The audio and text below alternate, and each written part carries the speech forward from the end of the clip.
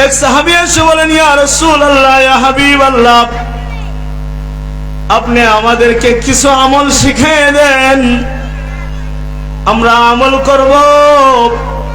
আল্লাহর পয়গম্বর বলেন, তোমরা কালিমা শাহাদাতের সাক্ষী দিবা, নামাজ আদায় করবা, মা এবং বাবার খেদমত করবা। এই সাহাবী দাঁড়িয়ে বলেন, ইয়া রাসূলুল্লাহ, ইয়া হাবিবাল্লাহ, আমি কোনদিন এটা থেকে কমাবো না, বাড়াবো না। আল্লাহর নবী বলেন, ও সাহাবীরা, তোমরা সাক্ষী দেখো, সে যদি তার কথার উপরে অক্ষমত থাকে, যদি কথার উপরে আমল করতে পারে, আমি পেয়ারা হাবিব ঘোষণা দিলাম সে জান্নাতি। এটা আমল, নামাজ আর মাতা পিতার খেদমত। আজ মাতা পিতার খেদমত নাই, কিন্তু মাতা পিতারও কিছু দোষ আছে না নাই? শুধু সন্তানের দোষ না, মাতা পিতার ভিতরে ইনসাফ নাই। কি নাই? এটা আপনার হ্যাঁ কইলেও সত্য, না কইলেও সত্য। ইনসাফ নাই কেন? যে সন্তান টাকা বেশি রুজি করে, এই সন্তানের প্রতি মাতা পিতার মনটা বেশি ঝুঁকে, তাইলে এখানে ইনসাফ হলো না। আমার আপনার যেমন দুইটা চোখ, ডাইন এবং বাম, দুটা চোখ আমার জন্য মূল্যবান, সমান। যদি ডাইন চোখ না থাকে, বাম চোখ থাকলেও আমার এক্সাইট নাই। এইসবে মা বাবার কাছে সন্তান দুইটা দেখলে দুটা দুই চোখের মতো। দুটা কি? একটা রুচি বেশি করতেছে, একটা কম করতেছে, এটা তার যোগ্যতার বল হইতেছে।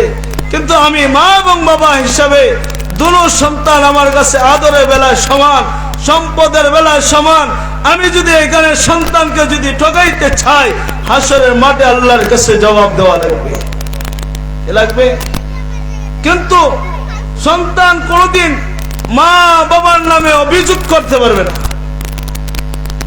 আল্লাহর নবীর সাহাবী আবু হুরায়রা রাদিয়াল্লাহু তাআলা আনহু পেয়ারা হাবিবের কাছে গেলেন, ইয়া রাসূলুল্লাহ, ইয়া হাবিবাল্লাহ, আমি কালিমা পড়ার কারণে আমার মা আমাকে পিটায়। আল্লাহর নবী বলেন, আবু হুরায়রা, তোমার মার বিরুদ্ধে অভিযোগ করলে আমি বিচার করতে পারবো না, তুমি চলে যাও। আবু হুরায়রা ডাক দিয়ে বলে, ইয়া রাসূলুল্লাহ, ইয়া হাবিবাল্লাহ, আমি আমার মার বিচারের জন্য আপনার কাছে আমি বিচার দেই নাই, আমি অভিযোগ করেছি। আপনি আল্লাহর কাছে দোয়া করেন, আল্লাহ যেন আমার মাকে কালিমা পড়ায় নেই। সুবহানাল্লাহ।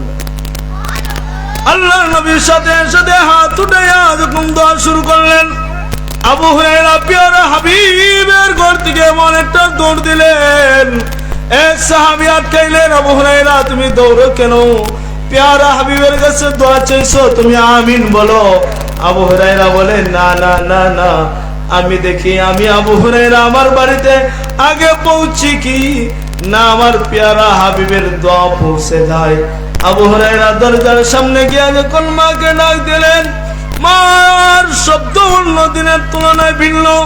ডাক দিতেছেন, বাবা আবু হুরায়রা আসো, আমি গোসল করে তৈয়ার হয়ে গেছি, আমাকে নিয়ে চলো আল্লাহর পয়গম্বরের কাছে, আমি কালেমা পড়ে মুসলমান হয়ে যাব।